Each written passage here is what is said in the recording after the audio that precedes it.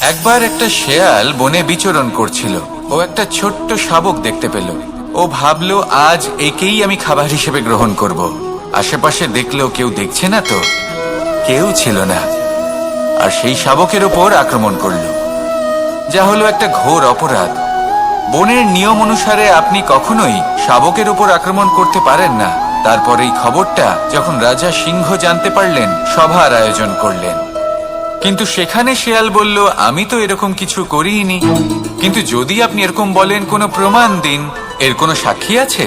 তখন রাজা সিংহ পেঁচাকে ডেকে পাঠালেন, যে সেই মুহূর্তে বৃক্ষের শাখার ওপর বসেছিল। সে সব কিছু দেখেছিল। পেঁচা সব সত্যি কথা বলল, আর শেয়ালকে মৃত্যুদণ্ড দেয়া হলো। এবার এই কাহিনী আমি আপনাকে কেন শোনালাম? কারণ মানুষও কখনো কখনো এরকম কর্ম করেন যা শিয়াল করেছে। এটা ভাবেন কেউ দেখছে না, যখন আমি অনুচিত কর্ম করতেই পারি। কিন্তু না, আপনি যাই করুন না কেন, কেউ না কেউ অবশ্যই তা দেখছে। কোনো ব্যক্তি না হলেও কোনো প্রাণী, না হলে কোনো যক্ষ বা দেব বা প্রেত। যদি এনারা কেউ না দেখেন, তাহলে ধরিত্রী মাতা দেখেন, যেখানে দাঁড়িয়ে আপনি সেই কর্ম করছেন, তাই না? তাই একটা কথা সবসময় মনে রাখবেন, কে দেখছেন কে দেখছেন না সেই বিষয়ে ভাবা ছেড়ে দিন। এটা খুব সহজ কথা। আপনি যদি উচিত কর্ম করেন, উচিত ফল পাবেন। যদি অনুচিত কর্ম করেন, তাহলে আপনি অনুচিত ফল অবশ্যই পাবেন। সেই জন্য উচিত পথে চলতে থাকুন, উচিত কর্ম করতে থাকুন, আর আমার সাথে ভালোবেসে বলুন, রাধা রাধা। আমাদের হাতটা দেখুন। এই হাতে 5টা আঙুল আছে, যা ভিন্ন ভিন্ন ধরনের। একরকম কেন নয়? কারণ হলো প্রত্যেকের নিজের নিজের গুরুত্ব আছে, নিজের নিজের মাহাত্ম্য আছে। এরা ভিন্ন, তাই একত্রিত হয়ে মুষ্টিবদ্ধ করা সম্ভব, যার দ্বারা আমরা আত্মরক্ষাও করতে পারি, আবার আক্রমণও করতে পারি। যদি 5টি আঙুল সমান হতো, তাহলে মুষ্টিবদ্ধ হতে পারত না, নিজেদের মধ্যে বিভ্রান্তির সৃষ্টি করত। এবার এরকমই কিছু আমাদের সংসারেও হয়।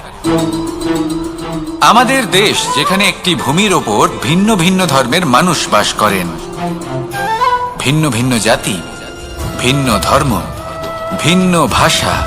কিন্তু যদি আমরা এটা ভাবি যে কিভাবে এই দেশকে কল্যাণের পথে নিয়ে যাওয়া যায়, কিভাবে এর বিকাশ করা সম্ভব, তাহলে আমাদের একত্রিত হওয়া শিখতে হবে। যেইভাবে 5টা আঙুল একত্রিত হয়, মুষ্টিবদ্ধ হয়, সেইভাবেই আপনার যে ভাষাই হোক, যে ধর্মই হোক, যে জাতি হোক না কেন, ঠিক আছে, আবশ্যক হলো আপনার নিজের কর্মভূমির সাথে, আপনার ধরিত্রীর সাথে যুক্ত থাকা, সাথে থাকা। তবেই দেশের উন্নয়ন সম্ভব। তবেই এই দেশ স্বতন্ত্র থাকবে, সফল হবে, আর এই মন প্রসন্ন হয়ে বলবে, রাধা রাধা। আমি অনেক সংখ্যক মানুষকে দেখেছি, তাদের কাছে অত্যাধিক জ্ঞান আছে, শিল্প আছে, ধন আছে, কীর্তি আছে, কিন্তু তারা এই সব কিছু নিজেদের কাছেই রাখেন, এই সমাজে বিতরণ করেন না। কারণ হলো ভয়। ওনাদের মনে হয় যে যদি আমি এই সব কিছু সমাজে বিতরণ করি, তাহলে সমাজ আমার শিল্প হোক, ধন হোক, জ্ঞান হোক, কীর্তি হোক, সবকিছু চুরি করে নিয়ে যাবে, আর তার বদলে আমি কিছুই পাবো না। এটা কিন্তু সত্য নয়। সত্য হলো এটাই যে যদি আপনি নিজেকে এই সংসারের প্রতি সমর্পিত করেন, তাহলে এই সংসার আপনার প্রতিও সমর্পিত থাকবে। আপনি শুধু ধন, জ্ঞান, কীর্তি, সম্মান পাবেন তাই নয়, বরং এই সমাজ আপনাকে নিজের চোখে হারাবে, মনের মধ্যে স্থান দেবে। তাই এই ভয় ত্যাগ করে দেখুন কিভাবে এই সমাজ আপনাকে প্রেম সমর্পণ করে। আসুন আমার সাথে ভালোবেসে বলুন, রাধা রাধা। সেই কখন থেকে এই পুস্তকটিকে দেখছি, কিন্তু এর থেকে আমি কোনো জ্ঞান লাভ করতেই পারছি না। এবার আপনি বলবেন যে আজ কেমন বিচিত্র কথা বলছি আমি। যদি এই পুস্তক থেকে আমাকে জ্ঞান লাভ করতে হয়, তাহলে শুধুই তাকিয়ে থাকলে হবে না। আমাকে এই পুস্তককে খুলতে হবে, পড়তে হবে, তাকে বুঝতে হবে, তবেই তো জ্ঞান প্রাপ্তি হবে। বড়ই সহজ একটা ব্যাপার, কিন্তু একে যাপন করা অত্যন্ত কঠিন, তাই না? আপনি নিজেকেই দেখে নিন। আপনার কাছে অনেক জ্ঞান রয়েছে। সহজ থেকে সহজতর জ্ঞানের কথা যদি বলি, আপনি এটুকু তো জানেন যে সত্যি কথা বলা ভালো কাজ, দান করা হলো পুণ্যের কাজ। আপনি জানেন যে পরিশ্রম করলে সাফল্য আসবে। এই জ্ঞান তো আমাদের কাছে রয়েছে, এমন অনেক জ্ঞান আমাদের কাছে রয়েছে, কিন্তু আলস্যের কারণে, অবহেলা করে আমরা শুধু এই জ্ঞান প্রয়োগ করতে পারি না, এই জ্ঞান যাপন করতে পারি না, একে আচরণে প্রয়োগ করতে পারি না, সেই জন্য দুঃখী হয়ে যাই। তাই আপনার কাছে যা যা জ্ঞান আছে, যা যা জ্ঞান আপনি লাভ করেছেন, সেই জ্ঞান যাপন করা শুরু করুন, জীবনে প্রয়োগ করতে শুরু করুন। এই মন প্রত্যেকটি মুহূর্তে প্রসন্ন থাকবে, আর লক্ষ্যপ্রাপ্ত করে এই মন বলবে, রাধা রাধা। এই ফল কি তা বলার কোনো প্রয়োজন নেই, এই ফল কতটা সুস্বাদু সেটাও বলার কোনো প্রয়োজন নেই। ধরুন এমন কোনো মানুষ আসলেন যিনি জানেন না এটা কোন ফল, তিনি এটা দেখে ভাববেন এ তো কাঁটার একটা গুচ্ছ মনে হচ্ছে, নিয়ে ফেলে দেবেন। সেখানে দ্বিতীয় কোনো ব্যক্তি যিনি বুঝদার, তিনি দেখবেন, ভাববেন যে প্রকৃতি এর গায়ে এত কাঁটা কেন দিয়েছে, অবশ্যই সুরক্ষার জন্য দিয়েছে, অর্থাৎ ভিতরে অবশ্যই অমূল্য কিছু রয়েছে। সেই ধরনের ব্যক্তি এই ফলের অন্তরে প্রবেশ করেন এবং এই ফলের আনন্দ উপভোগ করেন। এরকমই কিছুটা আমাদের সংসারেও আমরা দেখতে পাই। প্রত্যেক দিন আমরা নতুন নতুন মানুষের সাথে পরিচিত হই।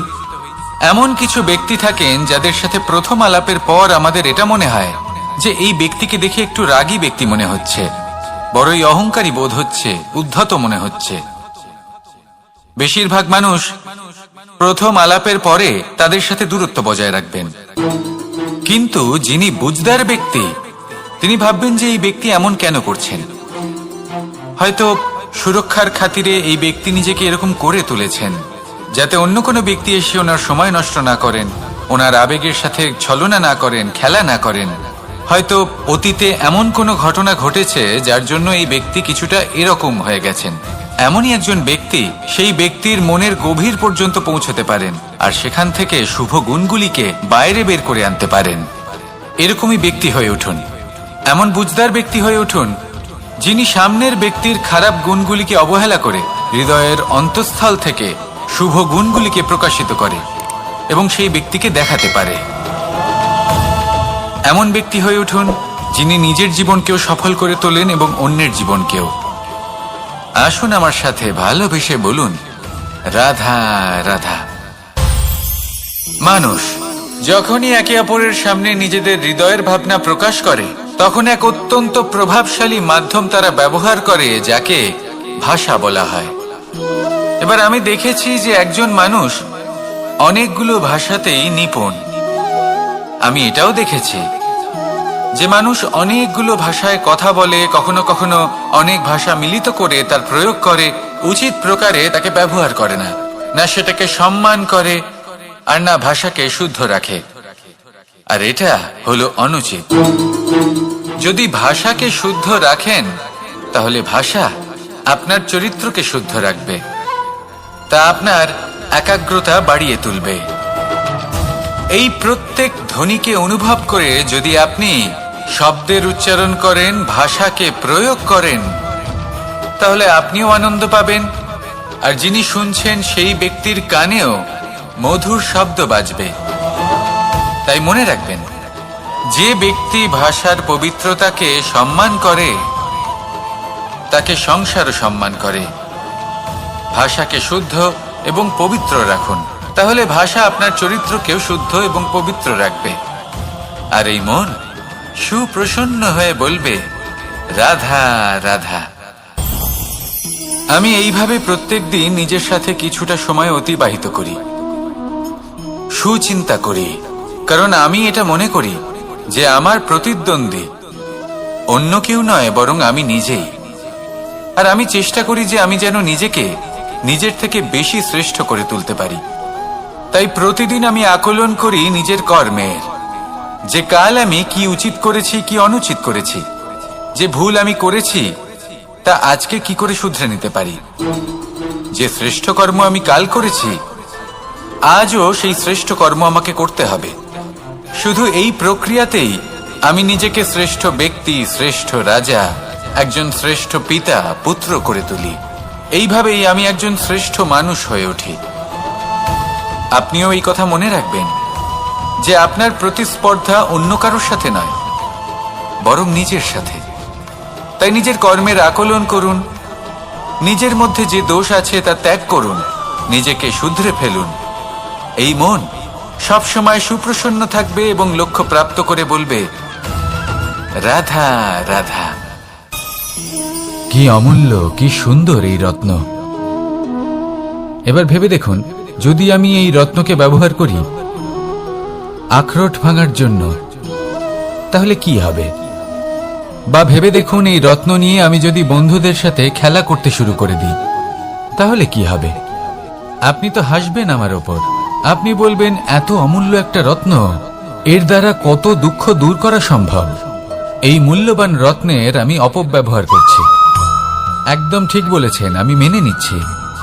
মূল্যবান বস্তুর অপব্যবহার করা অনুচিত, কিন্তু আপনিও তো তাই করছেন, তাই না? ভেবে দেখুন, মানুষ এই সংসারের সর্বশ্রেষ্ঠ প্রাণী, আর মানুষের এই শরীর সব থেকে মূল্যবান রত্ন। এবার এর সাথে আপনি কি করছেন? অপব্যবহার করছেন না, নিজের স্বাস্থ্যের যত্ন নিচ্ছেন না, আপনি অনুচিত পথে চলছেন শুধুমাত্র ধন অর্জন করার জন্য, পাপ কাজ করছেন। কি না করছেন? এটা অপব্যবহার নয়? ভেবে দেখুন, আমরা এই মানব শরীরের সাথে কি করতে পারি। যদি এর আমরা সদ্ব্যবহার করি, তাহলে অনন্ত পুণ্য অর্জন করতে পারি, যার দ্বারা শুধুই নিজেকে নয়, বরং আমাদের আশেপাশের সকলকে সন্তোষ প্রদান করতে পারি। তাই সংকল্প নিন, এটাই যে মানব শরীরের আমি সদ্ব্যবহার করব, পুণ্যের পথে চলব, সকলের মঙ্গলের জন্য, সকলের প্রসন্নতার জন্য। এই কর্ম করুন, এই পথে চলতে থাকুন। এই মন সন্তোষ বোধের সাথে বলবে, রাধা রাধা। সকলে আমাকে জিজ্ঞেস করেন যে, কৃষ্ণ, তুমি সবসময় হাসি মুখে কি করে থাকো? এত প্রসন্ন কি করে থাকো তুমি? এই সমগ্র সংসারে চতুর্দিকে সমস্যা রয়েছে, দুঃখ রয়েছে, তাও হাসি মুখে কি করে থাকো? সত্যি কথাই বটে, এই সংসারে চারিদিকেই দুঃখ রয়েছে, প্রত্যেকের জীবনে সমস্যা রয়েছে। কৃষ্ণের জীবনে একটু বেশি সমস্যা রয়েছে, তাও আমি হাসতে থাকি। কেন? কারণ হলো প্রেম। আমার সমস্ত মনোযোগ কেন্দ্রীভূত থাকে সেই প্রেমের প্রতি যা আমি পেয়ে থাকি। যেমন রাধার প্রেম, দ্বারকার প্রেম, দাদার প্রেম, স্ত্রীর প্রেম, পুত্রের প্রেম, মাতা পিতার প্রেম আদি ইত্যাদি। আমার মনোযোগ এই প্রেমের প্রতি কেন্দ্রীভূত থাকে। আর যখনই আমি এই প্রেমের কথা স্মরণ করি, মুখে দুশ্চিন্তা অথবা দুঃখের আবেগ দেখা অসম্ভব ব্যাপার। শুধু এটাই হলো রহস্য কৃষ্ণের হাসি মুখে থাকার, তার হাসির রহস্য। আপনিও জীবনে এটাই করুন। আপনি জীবনে যে ভালোবাসা পেয়েছেন তার প্রতি মনোনিবেশ করুন। ধন্যবাদ জানান সেই প্রেমকে, ধন্যবাদ জানান সেই সকল ছোট ছোট বস্তুকে যা আপনি জীবনে পেয়েছেন। আমি নিশ্চিত রূপে বলতে পারি যে আপনার সমস্ত জীবন বদলে যাবে। সংকল্প করুন যে আপনি এই জীবনে শুধু প্রেম বিতরণ করবেন। এই মন জীবনের প্রত্যেক মুহূর্তে প্রসন্ন থাকবে আর আনন্দ সহকারে বলবে, রাধা রাধা। এই সংসারে আমি একজন কুশল সারথি হিসেবে প্রসিদ্ধ, কিন্তু এমনটা ঠিক কেন? কারণ আমি প্রত্যেকটা মুহূর্তে রথের নিয়ন্ত্রণ নিজের হাতে পূর্ণরূপে রাখি। যেই না রথ পথভ্রষ্ট হয়ে পড়ে, সেই মুহূর্তে তাকে সঠিক পথে নিয়ে আসি। শুধু সেই জন্য সবাই আমাকে কুশল সারথি বলেন। এবার আপনাকেও আপনার জীবনে কুশল সারথি হয়ে উঠতে হবে। অর্থাৎ আপনাকে রথ চালাতে হবে না, শুধু আবেগের উপর নিয়ন্ত্রণ রাখতে হবে। কখনো কখনো জীবনে এমন কাজ আসে যেখানে মন রসবোধ খুঁজে পায় না, তখন মন বারংবার সেই পথ থেকে সরে যায়, সেই পথ থেকে বিচলিত হয়ে মন অন্যদিকে চলে যায়। তখন আপনাকে আপনার মনের ওপর পূর্ণ নিয়ন্ত্রণ রাখতে হবে। তার রাশ নিজের হাতে পূর্ণরূপে ধরে রাখতে হবে। যেই না মন পথভ্রষ্ট হবে তাকে পথে নিয়ে আসতে হবে, আবার পথ হারাবে, আবার পথে নিয়ে আসতে হবে। তাই মনে রাখবেন, যদি আপনি নিজের মনকে নিয়ন্ত্রণ করতে পারেন, নিজের জীবনকেও নিয়ন্ত্রণ করতে পারবেন। নিজের জীবনে কুশল সারথি হয়ে উঠুন, তাহলে মনোবাঞ্ছিত স্থানে এবং লক্ষ্যে পৌঁছতে পারবেন। আর তখন এই মন আর এই জীবন প্রসন্ন হয়ে বলবে, রাধা রাধা। কেউ বলে জীবন খুব ক্ষণস্থায়ী, কেউ বলে জীবন হলো একটা সুন্দর স্বপ্নের মতো, আবার কেউ বলবে জীবন হলো এক কঠোর সত্য। কিন্তু জীবন আসলে কি? জীবন হলো আপনারই প্রতিবিম্ব, একটা দর্পণ। অর্থাৎ আপনি জীবনকে সেইভাবেই পাবেন যেরকম আপনি নিজেকে প্রতিপন্ন করবেন। যদি আপনি দর্পণের দিকে তাকিয়ে হাসেন, তাহলে আপনি সামনে হাসি মুখী দেখতে পাবেন। এবার যদি আপনি গম্ভীর হয়ে থাকেন, তাহলে আপনি একজন রুষ্ট ব্যক্তি দেখতে পাবেন। শেষে সবথেকে বেশি গুরুত্বপূর্ণ হলো আপনার চেষ্টা। আপনাকে সবসময় চেষ্টা করতে হবে যাতে আপনি নিজেকে প্রসন্ন এবং ইতিবাচক মনোভাবে রাখেন। এটা হলো আপনারই উত্তরদায়িত্ব, তাকে পালন করুন। এই মনকে প্রসন্ন রাখুন, এই সংসারকে সুন্দর বলে মনে হবে। আর এই মন প্রসন্ন হয়ে বলবে, রাধা রাধা। এই সংসারে যখনই পাপের ঘোড়া পূর্ণ হয়, তখন ঈশ্বর অবতীর্ণ হন।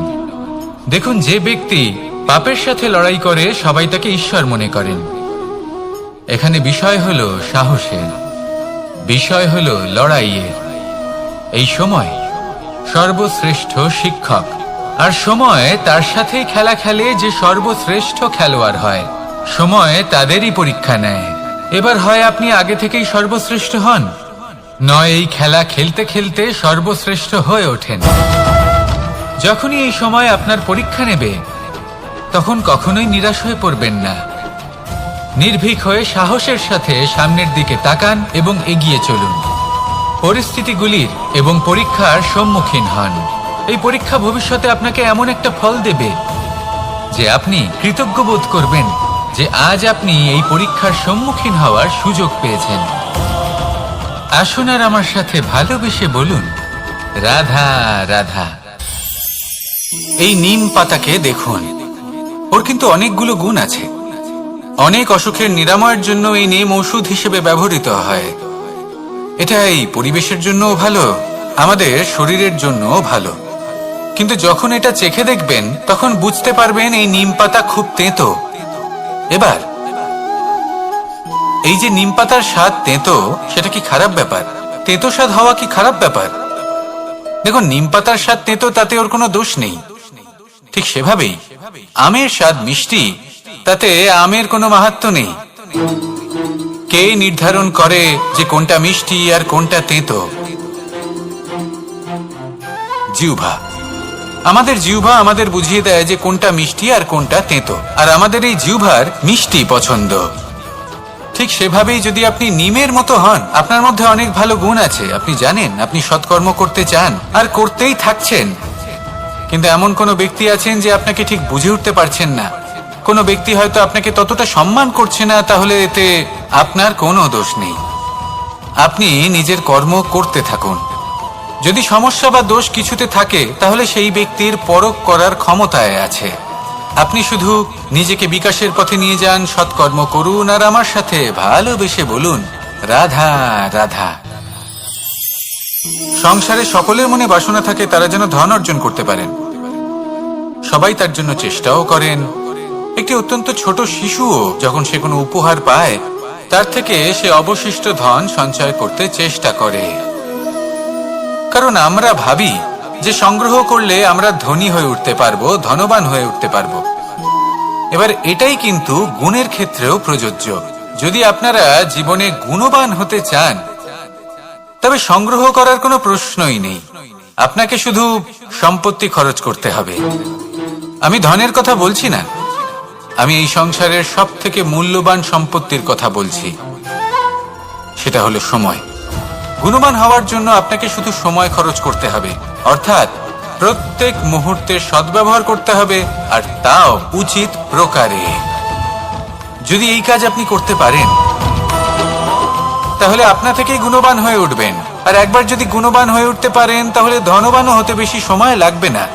সেই জন্য জীবনে গুণ অর্জন করুন, সময়ের সদ্ব্যবহার করুন, আর আমার সাথে ভালোবেসে বলুন, রাধা রাধা।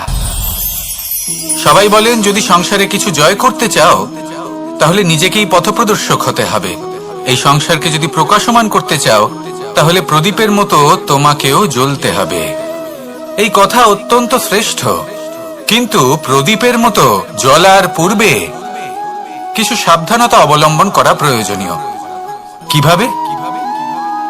ভেবে দেখুন, চারিদিকে অন্ধকার, আমার প্রকাশের প্রয়োজন। সেই ক্ষেত্রে যদি আমি একটি দীপক প্রজ্বলিত করি তাহলে চারদিক প্রকাশমান হবে, আমার ভালো লাগবে। কিন্তু ধরুন মাথার উপর কড়া রোদ আর তার মাঝে আমি একটি প্রদীপ জ্বালাতে শুরু করলাম, তখন কি হবে? আমি নিজেই বুঝতে পারবো যে আমি মূর্খামি করছি। মাটির প্রদীপ, তেল, প্রচেষ্টা, সময়, এই সব কিছু নষ্ট করছি। সেই জন্য মনে রাখবেন, জীবনে পরিশ্রম করা প্রয়োজনীয়, কিন্তু পরিশ্রম কোথায় করতে হবে, কতটা করতে হবে, সেটা মাথায় রাখা আরো প্রয়োজনীয়। আসুন আমার সাথে ভালোবেসে বলুন, রাধা রাধা। ক্ষমা একটা অত্যন্ত সুন্দর শব্দ, আমার খুব প্রিয় শব্দ, কিন্তু এই ক্ষমা কখন আর কিভাবে প্রয়োগ করতে হবে সেটা বোঝা প্রয়োজনীয়। এক, যদি আপনি কোনো অন্যায় করেন আর ক্ষমা না চান, ক্ষমা প্রার্থনা না করেন, ক্ষমা চাওয়া থেকে এড়িয়ে যান, তাহলে তাতে আপনারই ক্ষতি হবে। কিভাবে? ক্ষমা না চাইলে মনের মধ্যে অহংকার জাগ্রত হয়, আর অহংকার তো প্রকৃত অর্থে আমাদের ক্ষতিই করে। দুই, কেউ যদি অপরাধ করেন, আপনার থেকে ক্ষমা না চান, তাহলে তাকে ক্ষমা করবেন না। ক্ষমা হলো অত্যন্ত অমূল্য, আর না চাইতেই কাউকে ক্ষমা দান করা এটা উচিত নয়। তিন, যদি কেউ আপনার সাথে অনুচিত কিছু করেন, অপরাধ করেন, আর আপনার থেকে ক্ষমা চান, তাহলে তাকে ক্ষমা করে দিন। তাতে আপনার অন্তরের করুণাবোধ জাগ্রত হবে, প্রেম জাগ্রত হবে, আর তা আপনার জন্য শুভ হবে। চার, যদি আপনি নিজে কোনো অপরাধ করেন তাহলে অবশ্যই ক্ষমা চাইবেন, তাতে আপনারই লাভ হবে। কিভাবে? সামনের ব্যক্তি আপনাকে ক্ষমা করুক বা না করুক, আপনার অন্তরের অহংকার ক্ষীণ হবে, আর এই মন আরো নির্মল হয়ে উঠবে। এই ক্ষমা অত্যন্ত অমূল্য, ভেবেচিন্তে একে ব্যবহার করুন, আর আমার সাথে ভালোবেসে বলুন, রাধা রাধা। আমি এখানে একা এই বনে বসে আছি, বাঁশি বাজাচ্ছি। কার জন্য? কে আছেন এখানে? কেউ নেই। আমার প্রজা, আমার রাজ্য, আমার পরিবার আমার থেকে অনেক দূরে আছেন। আমি এখানে একা এই বনে বসে এই আকাশের এই রঙের, গাছের এই সব ফলের, মাটির সুবাসের আনন্দ উপভোগ করছি। কেন? আমি হলাম দ্বারকাধীশ। এমন কি রাজকীয় বা ভৌতিক সুখ রয়েছে যে আমি ওখানে পেতে পারি না? সবকিছুই পেতে পারি, তাও এখানে বনে একা বসে আছি। কোন সুখ খুঁজে চলেছি? একা থাকার সুখ। আমরা প্রত্যেকদিন অনেক মানুষের সাথে, চিন্তাধারার সাথে, কর্মের সাথে, পরিস্থিতির সাথে, সুখ দুঃখের দ্বারা বেষ্টিত থাকি। জীবনের এই চক্রে আমরা জড়িয়ে পড়তে থাকি। যতই আমরা এই সমস্যার সমাধান করি, আমরা ততই এতে জড়িয়ে পড়ি। আমরা এতটাই জড়িয়ে পড়ি যে যখন আমরা আয়নায় নিজেদের দেখি তখন আমরা নিজেদের চিনতেই পারি না। এমন মনে হয় যেন আমরা নিজেদের হারিয়ে ফেলেছি। সেই জন্য প্রত্যেক দিন আপনি কিছু সময় নিজের সাথে কাটান একান্তে। এটা অত্যন্ত আবশ্যক। নিজের অস্তিত্বের গভীরে গিয়ে দেখতে শিখুন, নিজেকে বুঝুন। অদ্ভুত শান্তির অনুভূতি হবে। যেমন এই বায়ু, এই বৃক্ষ, এই পুষ্প, এই নিসর্গ, এদের মতো আপনিও কখনো একলা হতে শিখুন। কখনো নিসর্গের একটা অংশ হয়ে দেখুন। এই মন প্রসন্ন হয়ে বলবে, রাধা রাধা। বাহ, পুষ্পের সুবাস আমার খুব ভালো লাগে। অত্যন্ত সুন্দর হয় এই পুষ্প। এইভাবে চারিদিকে পুষ্প দেখে মন আনন্দিত হয়ে ওঠে। এবার আপনারা ভেবে দেখুন, আমার চারিদিকে পুষ্প নয়, আগুন আছে। তাহলে কি হবে? আমার শরীর কি জ্বলে যাবে না? অবশ্যই জ্বলবে। শরীরকে কি আগুনের তাপ সহ্য করতে হবে না? অবশ্যই সহ্য করতে হবে। এটাই হলো প্রকৃতির নিয়ম। এই নিয়ম কিন্তু আমরা সবাই জানি, কিন্তু আমাদের মধ্যে বেশিরভাগ মানুষ এই বিভ্রান্তি নিয়ে বাঁচি যে এই যে প্রকৃতির নিয়ম, তা আমার ওপর প্রযোজ্য নয়। তা কিন্তু নয়। আমাদের চতুর্দিকে এই যে নিসর্গ রয়েছে, আমরা তার কতটা ক্ষতি করি সেটা একবার ভেবে দেখুন। আমরা বনাঞ্চল জ্বালিয়ে দিই, বায়ু দূষিত করি, জল দূষিত করি, প্রাণীদের হত্যা আমরা করি। কেন? এই নিসর্গ আমরা নষ্ট করি, যদিও আমরা জানি যে আমরাও হলাম এই নিসর্গেরই অংশ। এবার দেখুন, শরীরের কোনো অংশে যদি আগুন ধরান, আস্তে আস্তে সমস্ত শরীরও জ্বলে যাবে। সেইভাবেই নিসর্গ যদি নষ্ট হয়ে যায়, তাহলে মনুষ্য জাতিও নষ্ট হয়ে যাবে। তাই এই যে নিসর্গ আপনি দেখছেন, এই পুষ্প, এই বৃক্ষ, বায়ু, জল, এদের সকলকে রক্ষা করুন, নষ্ট নয়। মনে রাখবেন, যদি নিসর্গ থাকে মানুষ থাকবে, যদি নিসর্গ থাকে তাহলেই জীবন থাকবে। আসুন আমার সাথে ভালোবেসে বলুন, রাধা রাধা। অ দিয়ে অন্ত, আ দিয়ে আরম্ভ, এই দুইয়েরই রাশি সমান। যদি আপনি মন দিয়ে দেখেন তবে দেখবেন এদের সম্পর্ক খুবই নিবিড়। কিভাবে? যখন কোনো কিছু শুরু হয়, এটা নিশ্চিত হয়ে যায় যে তা সমাপ্তও হবে। আরম্ভই যদি না হয়, তার সমাপ্তও হবে না। যা আরম্ভ হয়েছে তার সমাপ্তি হলো অবশ্যম্ভাবী। এটাই হলো প্রকৃতির নিয়ম, একে এড়ানো যায় না। এবার এই কথা আমরা সকলে জানি। এবার মানুষ কি ভাবে যে সমাপ্তির পরে কি হতে পারে, এর উত্তর তাদের কাছে নেই। তাদের উচিত অন্য কোনো বিষয় ভাবা যা বেশি গুরুত্বপূর্ণ। এবার মানুষ এটা জানে না যে মৃত্যুর পরে কি হতে পারে, কিন্তু এই কথা অবশ্যই জানে যে জন্ম থেকে মৃত্যু পর্যন্ত এই সময়, যাকে আমরা জীবন বলে থাকি, এই সময় আমরা কর্ম করতে পারি। এই কথা তো আমরা জানি। তাহলে এমন কি কর্ম করা যেতে পারে যা আমাদের সমাপ্তির পরও আমাদের প্রাসঙ্গিক করে রাখতে পারে, এই বিষয়ে ভাবা উচিত। যে জন্মগ্রহণ করেছে তার মৃত্যু হবেই, এটা সাধারণ বিষয়। কিন্তু ইতিহাস আজও সেই সকল মানুষজনকে স্মরণ করেন যাদের এই সংসার তাদের মৃত্যু নয়, বরং তাদের জীবনকালে যে কর্ম তারা করেছেন তার দ্বারা মনে রাখেন। সেই কর্মের কারণে এই সংসারে তাদের নাম, তাদের কর্ম, তাদের ব্যক্তিত্ব, তাদের কীর্তি অমর হয়ে থাকে এবং থাকবে।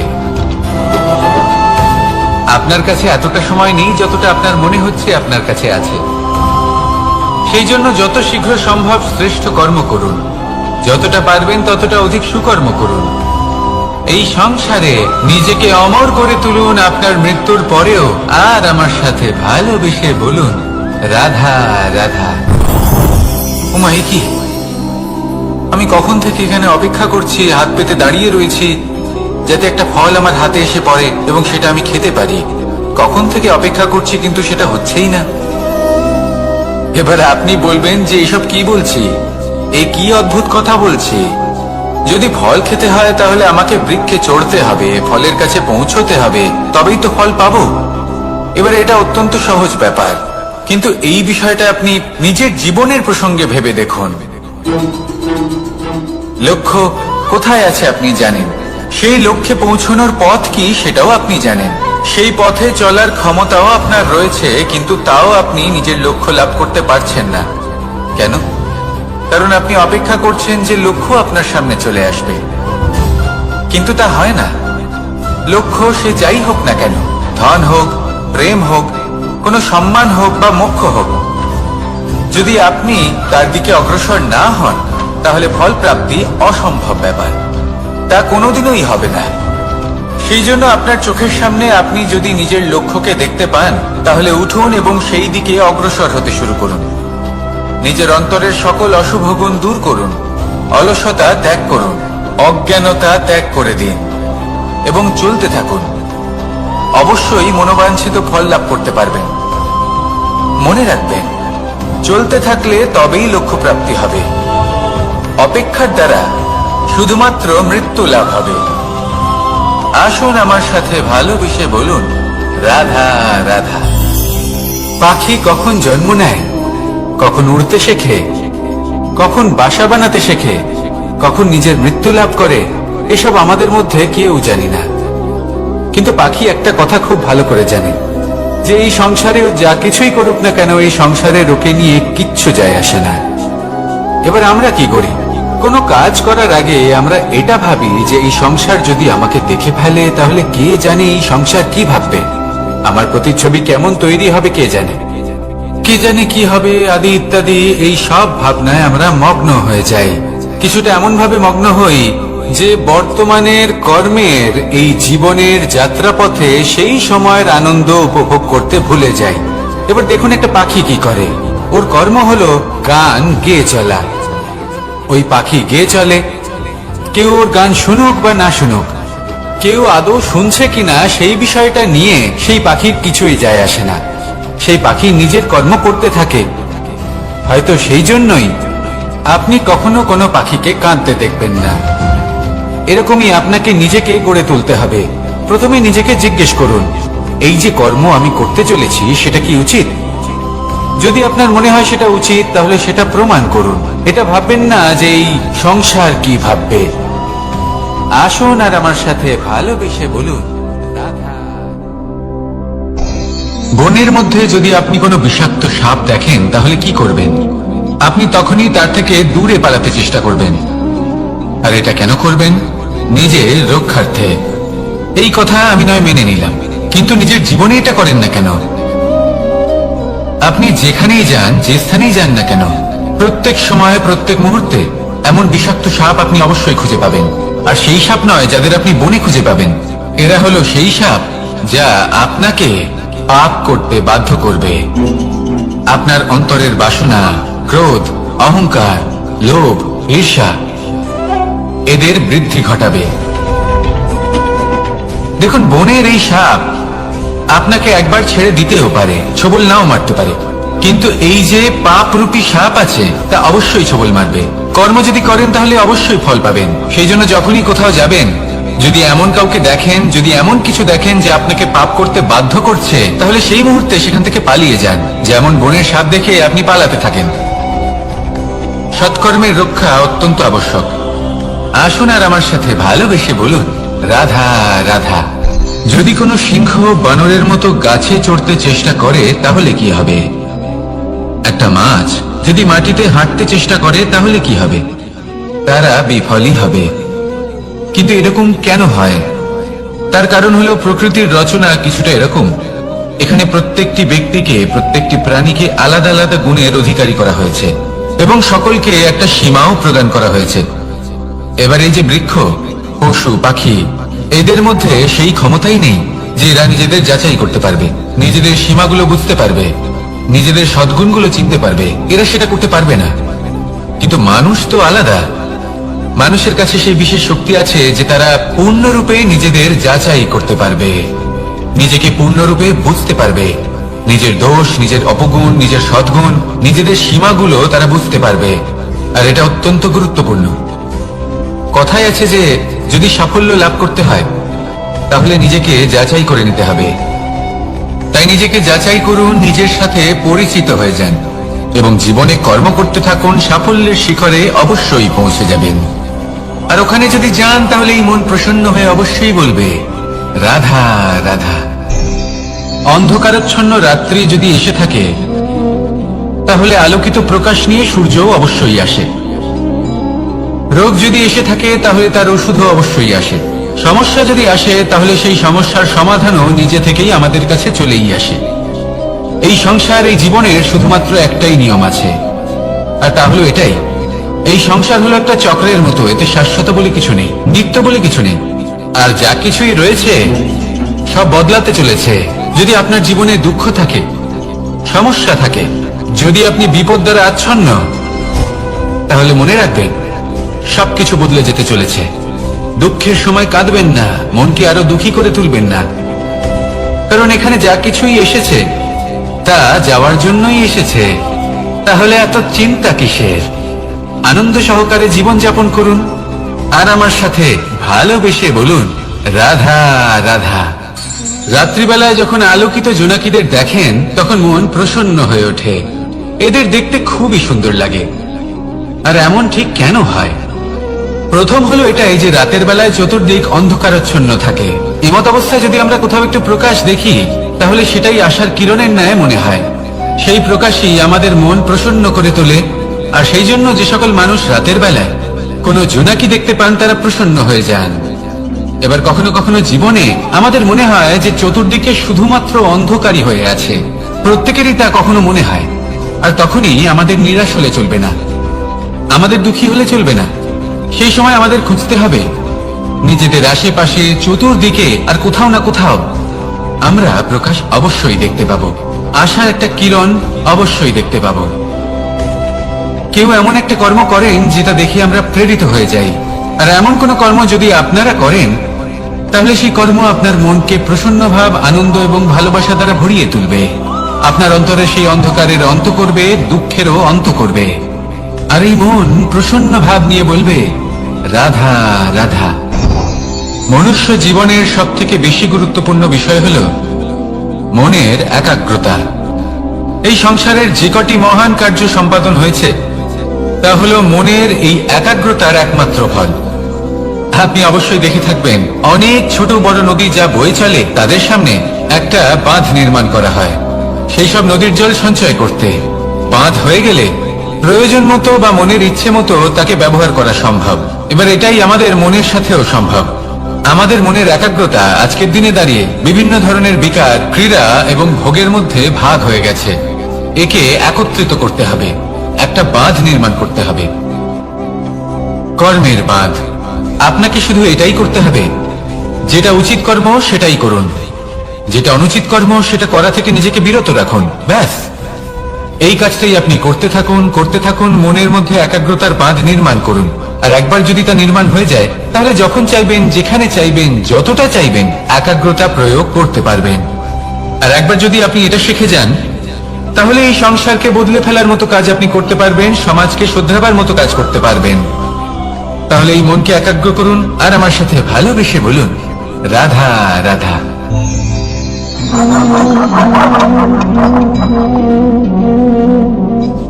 কোন ব্যক্তিকে নিশ্চয়ই দেখেছেন যিনি নিজে কাঠ কাটার এই কাজে নিপুণ এবং অভিজ্ঞ। এবার আপনারা দেখবেন যে তার মনোযোগ সমস্ত কাঠের ওপর থাকে না, তার মনোযোগ থাকে শুধুমাত্র একটা কাঠের ছোট্ট একটি অংশের উপর, যেখান থেকে তার টুকরো করা হচ্ছে। কিন্তু সেটা উনি কেন করেন? যদি এটা উনি না করেন তাহলে সেই কাঠ সঠিক পদ্ধতি এবং তাড়াতাড়ি কাটা যাবে না। জীবনেও তাই হয়ে থাকে। আপনি হয়তো কোনো লক্ষ্য স্থির করেছেন বা পথ নির্বাচন করেছেন বা কাজ স্থির করেছেন যেটা আপনি করেই ছাড়বেন। তাহলে নিজের সম্পূর্ণ মনোযোগ শুধুমাত্র তার উপর কেন্দ্রীভূত করুন। যদি আপনার মন এদিক ওদিক তাকাতে থাকে, অস্থির হয়ে পড়ে, বিচলিত হয়ে পড়ে, যদি তা হয়ে থাকে তাহলে আপনি অবশ্যই অসফল হবেন। তাই কর্মঠ থাকুন, নিরন্তর কর্ম করতে থাকুন এবং পূর্ণ মনোযোগ দিয়ে নিজের কাজ করুন। নিজের পথে অগ্রসর হন বা নিজের লক্ষ্য প্রাপ্ত করতে চেষ্টা করুন। তারপর দেখুন কি হয়, কিভাবে উচিত পথে এবং তীব্র গতিতে আপনার লক্ষ্য আপনার কাছেই পৌঁছে যায়। আর আপনার এই মন প্রসন্ন হয়ে বলে রাধা রাধা। কখনো কোনো নদীকে দেখেছেন? একই আকার, একই স্থান, শুধু প্রবাহিত হতে থাকে। এর মধ্যে কখনো কোনো অপদ্রব্য ফেলে দেখুন, দেখবেন সেটা বেশিক্ষণ সেখানে থাকে না। সেটা নদীর সাথে বইতে থাকে আর বয়ে যেতে যেতে সাগরে সমাহিত হয়ে যায় আর শেষ পর্যন্ত সাগর সেটাকে তটে ফেলে দেয়। কিছুটা এমন হওয়া উচিত আমাদের বিচারধারাও। এক স্থানে তা স্থগিত হওয়া উচিত নয়, এটা সবসময় প্রবাহমান হওয়া উচিত। তবেই আমাদের চেতনা, আমাদের মূল্যবোধ এবং আমাদের স্মৃতি এই তিনটি শ্রেষ্ঠ থাকবে। আর এটাই হলো পুকুর এবং নদীর মধ্যে পার্থক্য। নদীতে জল সবসময় বয়ে চলে, সেই জন্য পবিত্র থাকে, শুদ্ধ থাকে এবং পরিষ্কার থাকে। আর সেখানে এই পুকুরের তলদেশে সব জমা হতে থাকে আর সেই জন্য তা অপবিত্র হয়ে যায়। তাই সবসময় এই বিচারধারা প্রবাহমান রাখুন। যদি মনে কোনো ভাবনা চলে আসে, সেখানেই থেকে যায় এবং বিদ্যে থাকে, তাহলে তা বের করে দিন। তাকেও বয়ে যেতে দিন এবং তার যা উত্তর হবে তা সময়ের